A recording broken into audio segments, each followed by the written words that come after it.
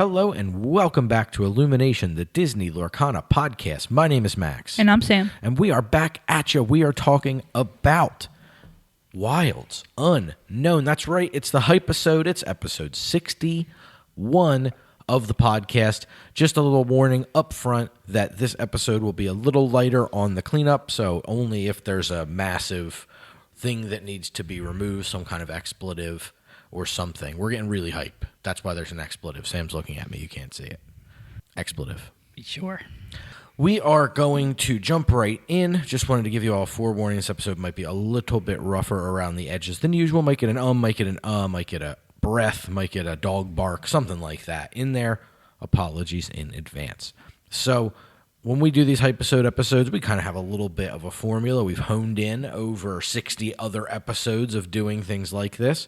So the first category we talk about is not about Wilds Unknown at all. It's about the cards that have gotten improved as a result of Wilds Unknown.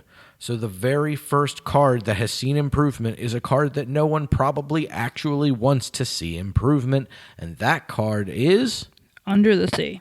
Under the Sea. Yes, this card has gotten some help by way of cards like the green and yellow toys. Definitely could be a dogs-esque archetype that's happy to sing a song like Under the Sea. And there is a certain song that Sapphire acquired that also makes Under the Sea even better. You look like you want to add something. No, she's shaking her head in the audio medium.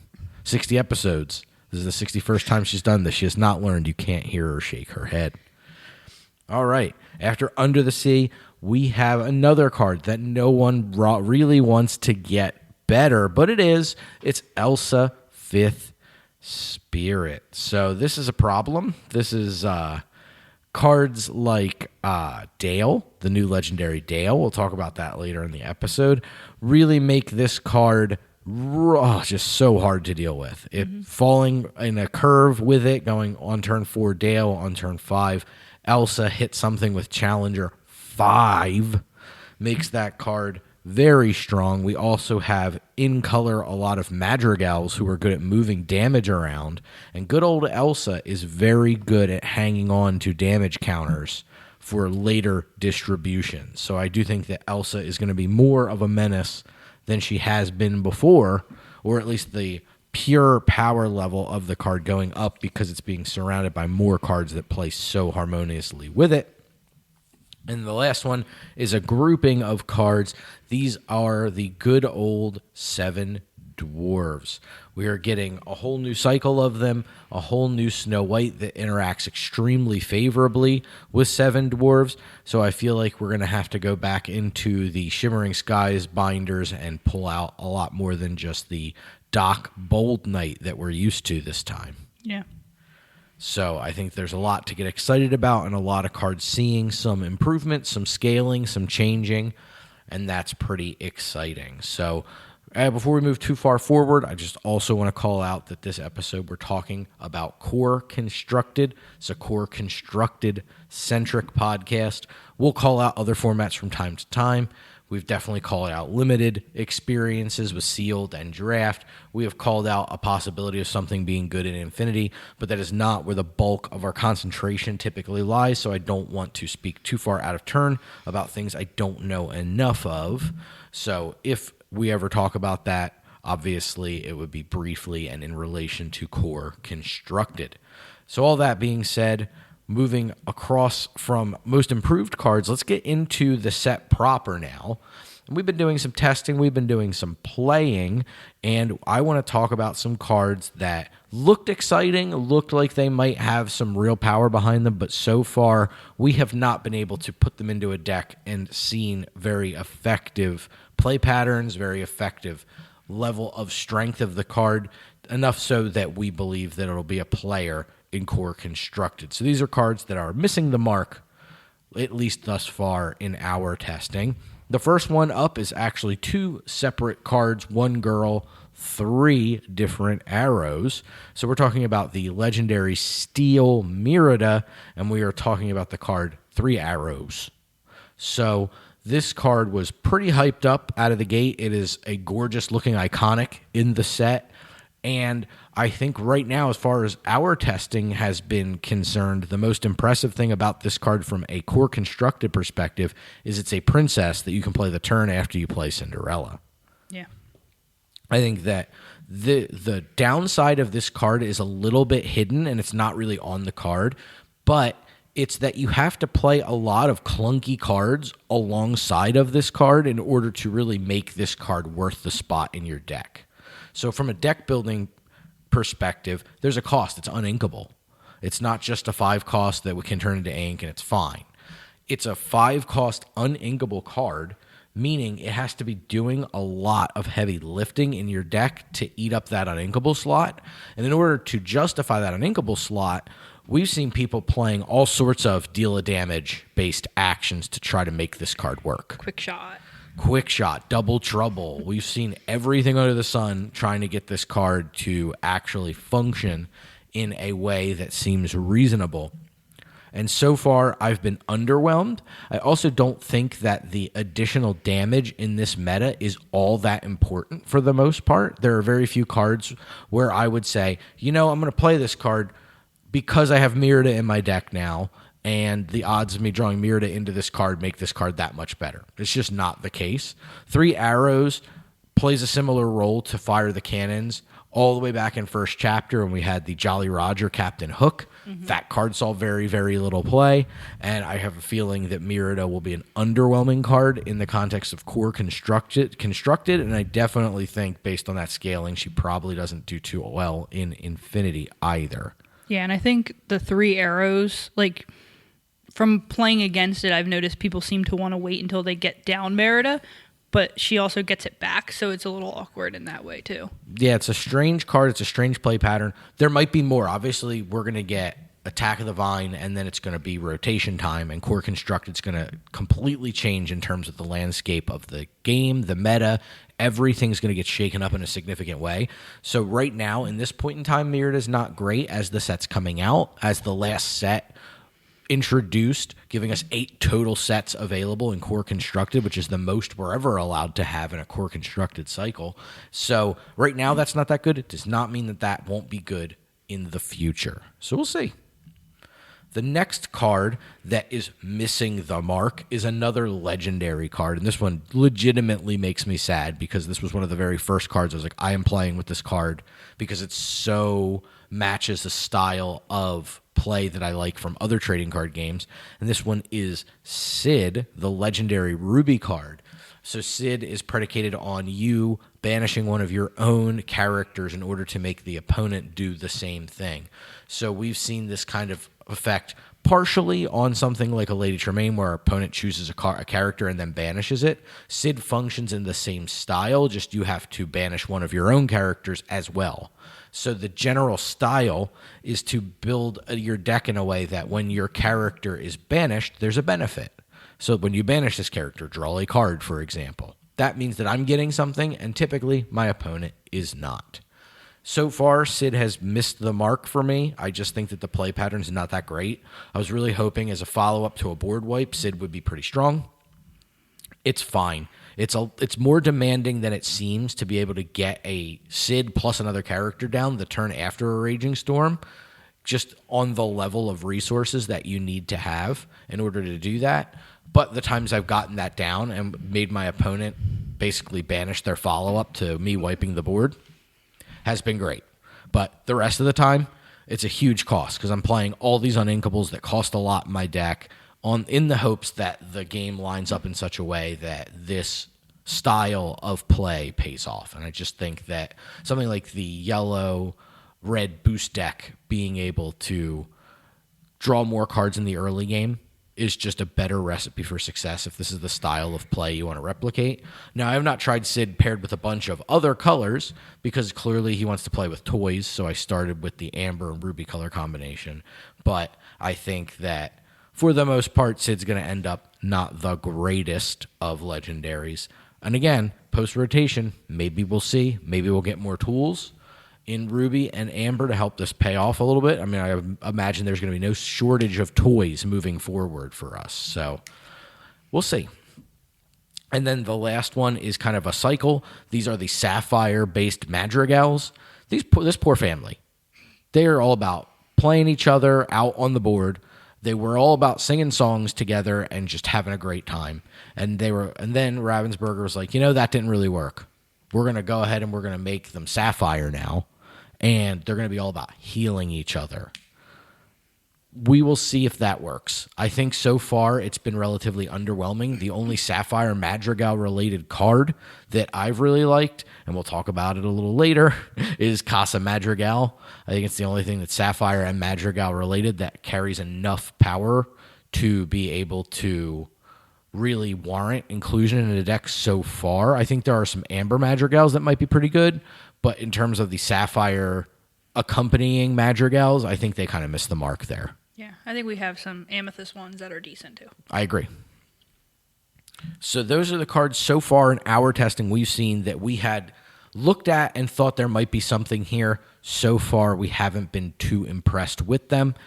Moving into the opposite side of the coin, though, are cards that maybe look like they're not the greatest thing, but have proven to be really, really strong includes in decks. So I think that we've been impressed. I think that if they're not on your radar, you should also be thinking about them a little bit during your testing here. Now, the first one we're going to name is one that I knew was going to be crazy. I just knew this card was crazy. It fits into the play pattern that I love. Sam, you've played with this card like hundreds of games at this point with it. We're talking about the Alien. Yeah. Ooh. He's good. Alien's really strong. Being able to get the huge strength benefit from having out other toys makes it so this one ink investment on a character can just trade up very high. I've watched you trade with gigantic things that you should have no business trading with this little tiny alien. I looked today and I had an alien that was a 13-4 when I was practicing. Wow. How'd you get 4 willpower? Woodies out. Oh, a bunch of... Okay, yeah, a bunch of shifted Woodies, or the big jungle leader, toy leader, the big Woody. Yeah, that's pretty cool. And so the aliens also being able to loop each other means that you're also not too terribly attached to them, because once you see a second alien, you'll be able to get the first alien back and you can create this recursion loop. I've noticed the worst thing about Alien is I don't want to ink him. That's fair, because you want to find 2. So inking the first alien means now that you then subsequently need to find 2 more. Yeah. So it is a tougher card to ink for sure. But it is inkable, which is interesting. It feels like this is a card that they would definitely earmark as an uninkable card, especially considering its ability. But I'm happy that it's not. I think this card's extremely playable, and it's definitely one you should consider if you're looking to play a heavier toy-style build and include Emerald. Next up is Mrs. Incredible, Helen Parr. This is the Steel 2-drop. This has the Mickey Standard Bearer style effect where you give a character a challenger +2 when it comes in, which is solid. I think that this card falling in on 2 is so nice. It also quests for 2, which is the real hallmark of this card. There's been a lot of back and forth where you want to land on the characters that give this effect. One of the more commonly played in Steel is the Jafar. Because he was a 3/2 and he quested for 2, it made him a really strong consideration in a lot of these decks. And I think shaving off a little bit of stat to keep the 2 lore and be able to make something like a Captain Hook trade up to as much as a 5 willpower character is really convincing. I think that that's an extremely important thing right now that's quite strong. And it's worth considering this card. The cost to include this card is pretty low. It does a good job of helping you hit when you need to, helping you quest when you need to, which is definitely the hallmark of something that Amethyst Steel wants to do. So I think that this card has a lot of ability to be good, and I think a lot of people have just kind of overlooked it because they kind of just saw and it's like, oh, it's the shift target for the legendary Steel card, and I think it's a little bit better than that on its own. And the last one, we just talked about it a few moments ago. We're talking about Casa Madrigal. This is a location that's kind of doing a McDuck Manor impression. I think it's going to find a home in a lot of the Amber and Sapphire style controlling decks. I think that this card is pretty good. The fact it can heal your characters, the fact your characters can heal the location, make it even more annoying. You can't, like, over multiple turns hit it and chip away at it as easily because it just heals itself up. And then obviously if you're using Madrigals to do this, you're getting additional benefits at times. Yeah, if this is out and they have a character out, you have to hit it all in one shot. Yes, it can cause quite a headache. And keeping enough characters out to be able to one-shot a location means that you're likely putting yourself in a position where Raging Storm could get you. So that's also scary when you're playing against the Amber and Sapphire style control deck. So I think that this card really slots nicely into this deck and kind of fills a hole that it was missing previously, which is an additional way beyond just like something like Black Cauldron or one of the recursive characters that have been finding a home in these decks to help you get over the finish line a little bit smoother. So definitely think that this one is not on as many people's radars as it could be. Whew. All that being said, we know why you're here. You're here for our top 8. Our top 8, we're usually pretty good. I'd say we're better than 60% at this top 8. Like, I think historically. We definitely missed the mark on a couple of cards here and there. Yeah, I think that's fair. Like, I know in Winterspell we had the 2-drop Mulan in our top 8, and that ended up not really doing too much. The one that, yeah. I'm like, I don't even know what that is. The Yeah. 1/4. Yep. The Okay. 1/4 that quests for our gains lore equal to its strength. So we missed the mark on occasion, but again, this is a lot of small reps in terms of testing. Sam's been testing a lot. Like, she's got well over 100 games under her belt. And I've been testing a little bit. I may have dozens of games under my belt. But we've been talking a lot about this, where it lines up. And this is a trickier top 8 just in general because so much of the general Lorcana brain space is focused on Infinity with the 2 big DLCs coming up. So I think that a lot of people are going to kind of breeze through the core constructed part of this and not really think about it much until it's set champs time. Mm-hmm. So we'll see. Time will tell, but I think we're going to have not nearly the amount of accumulated games and data that we normally have for core constructed just because so many people are interested in the high-stakes events going on at the DLCs, which totally makes sense. So let's talk about our top 8 cards for core constructed in this set. This was not the easiest top 8 to put together. No, it's actually kind of hard to get 8. Yeah, this was a lower power set on the whole, and I think there's a fairly obvious drop-off. A lot of good role players that help fit into decks, especially in Infinity, but in terms of just pure power level coming into something like Core Constructed, it is not the strongest set we've ever had. But I like when there's things that help fill in and set up for things coming down the line.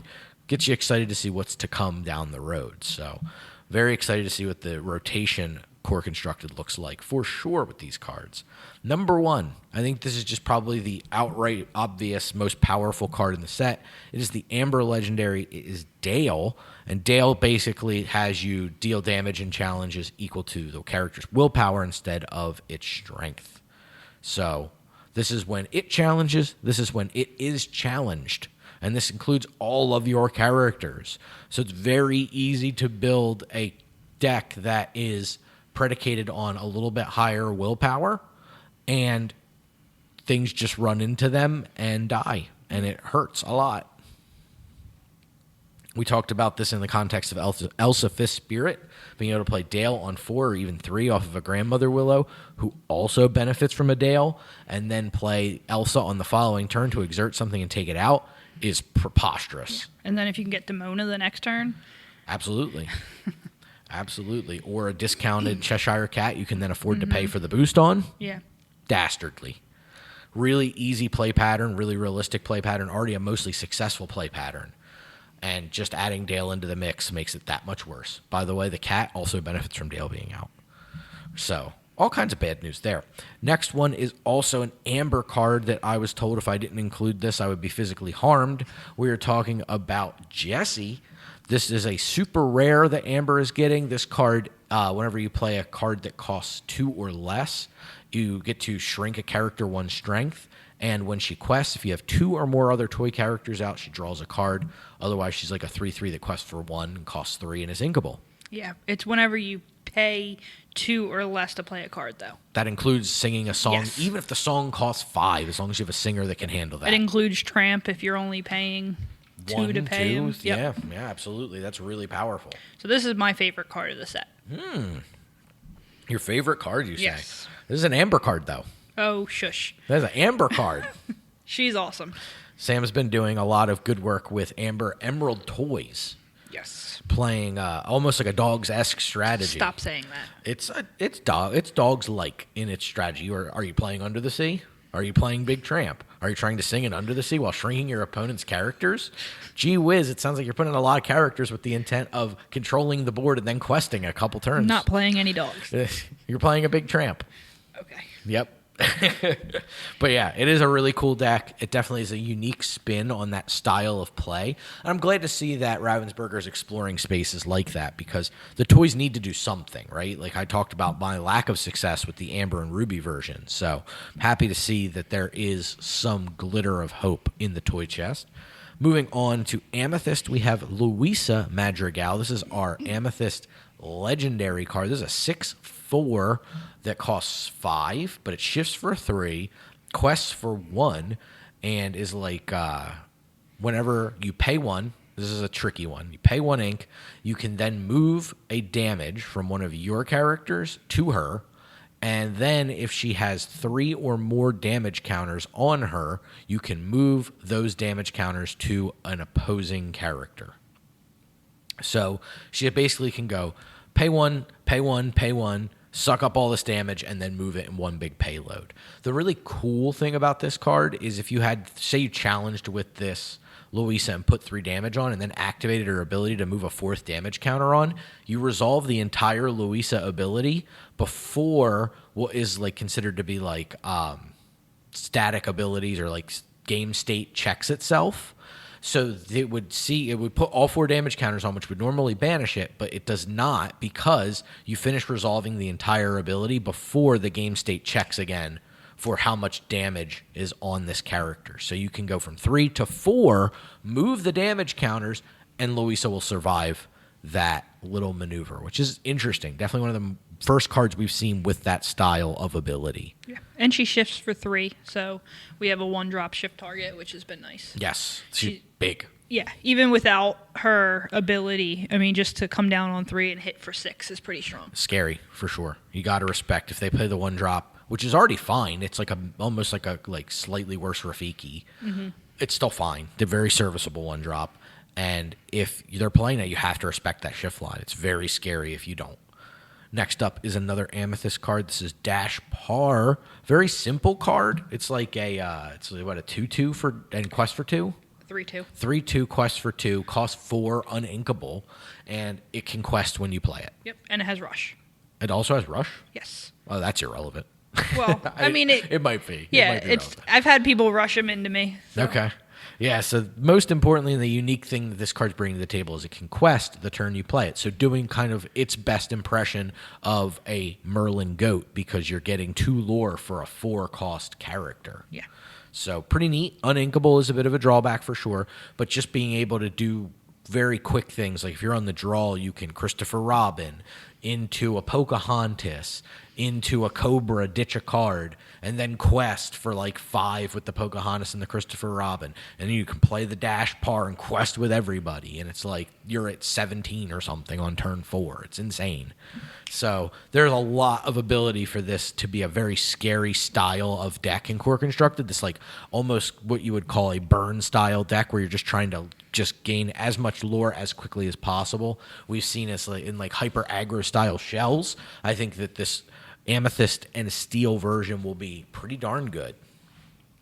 Moving on to Ruby. That's right, we included a Ruby card. We are talking about Firefly Swarm. This is a 3-cost uninkable action. It is banish a character that costs 2 strength or less, so it's brawl, but it's uninkable. But it has another caveat that if 2 or more cards were put into your discard this turn, it instead turns into banish any character. So it turns into Dragonfire for a 2 ink discount. So that's pretty darn strong, being able to just on the cheap, even a little later, even on Dragonfire turns, being able to play a character and still play this card can be really crippling if you had enough cards hit the discard for it to trigger. So I think it's a really solid card, and it's a card we've been missing in Ruby, even if it's just the brawl portion. I think that it's really, really effective in terms of a card. The biggest drawback by a country mile is it's uninkable, but that kind of makes sense given the power level of the card. After that, we have an Emerald card because I went out of order, but we have everybody's favorite binoculars, Lenny. Lenny's a 3-drop. It's a 0/2. It's inkable. It quests for 1. It's got an ability of whenever you play an action, you get to ready him. The first time you play an action, you get to ready him. So you can't just do it infinitely. Or but once during your turn. Once during your turn, you can ready him when you play an action. Perfect. And the other more important ability is when you play Lenny, you get to look at your opponent's hand and you select an action. And you have them discard that card. So like an Ursula Deceiver, but it can get songs and actions, not just songs. But it's not as flexible as Mowgli because you can't get like locations or items. Right. But different because they pick with Mowgli. So I love that they're exploring the space of different cards doing slightly different variations of this. Getting the information of what's in their hand sometimes can be very powerful. And the fact that Lenny does a cool trick of being able to sing a song and then ready is really fun. You can get to lore out of Lenny very easily if you're just playing a song or an action. Because you can quest, ready, quest. It doesn't have that restriction that we normally see. So this card's pretty strong. Like, it can do a lot of heavy lifting. It can shred hands. It helps sing a decent amount. I know it is been a strong include in your toy deck. Yes, it's been great to sing You've Got a Friend in Me. Yes, You Got a Friend in Me. Get 2 more cards and ready that Lenny. Yep. And then I can sing again, quest, whatever I want. Very good. I got bad news. Somebody will lose their head. That's the next card. Really simple card, nothing exciting. It's a 3-cost inkable song that all opposing characters get -2 strength this turn. Why is it here? It's pretty easy, Under the Sea. We talked about it earlier at the top of the episode. This card just slots so easily into the Sapphire Emerald controlling decks. It's really straightforward. I don't imagine anybody's guessing why it's included here. It's just an easy add to a already very strong and consistent core constructed deck. So there's not much to say on that one. And then the last card we will talk about the least because we spent a whole episode discussing this card. This is Woody, and he is the Jungle Guide. Jungle Guide, of course. We did a whole episode. How could I forget? Again, Woody is 1/5. He's a 5-cost uninkable that quests for 2. 2 abilities. When he quests, you get to draw a card, and if you have a character that costs 2 or less in your hand, you can put it into play for free. And then the second ability that Sam does not remember is all of your other toy characters get 1 additional willpower while he's out, which is why you had that 13/4 alien. Yeah. So this card, we spent a whole episode devoted to this card. I think it is going to end up being a staple, asterisk. As long as there is a toy deck, this is going to be a card that you want to include. It's got a very easy to shift on 1-drop. It fits perfectly into the curve with a 2-drop like Bullseye, with a 2-drop like Mowgli. Like, there's just so many little 2s. Rex is fine as your 2-drop of choice. There's so many little bodyguards or cards that interact with your opponent or disrupt their game plan that can be played on 2, that this Woody is just so straightforward to play. So long as your curve supports being able to put some cards into play, at least a few of the times it's questing, it really just does an amazing job. So go back and listen to episode 60 if you want a whole primer on this card. So that'll do it for episode 61 for the Hype-isode. This is going to be a cool set. I'm definitely excited to do some pre-releasing. We were our first ever pre-release box for any product. We're going to have stamped Lennies because Sam has demanded we have them so she can bling out her toy deck with stamped Lennies. I'm excited. I get to play this set for a whole 2 months. A whole 2 months, yeah, before the next set comes up. Then you get to play it for even longer still after that happens. And your deck is pretty close to rotation proof anyway. your toy deck. So there's not too much going on there. Just like the Big Tramp, I think, is the biggest problem for you, and that could probably be fixed in certain ways. So it'll be fun to see how this core constructed season goes, despite how short it is. We're already set's about to come out, and then it's like, oh, cool, it's been 2.5, 3 weeks, and now it's Set Champs time. Yeah. Because it's sneaking right up on us. It's going to be awesome. It's going to be fun. It's going to be a brewer's paradise if you're into core constructed. I have no doubt there'll be a plethora of ways for you to continue to Keep questing.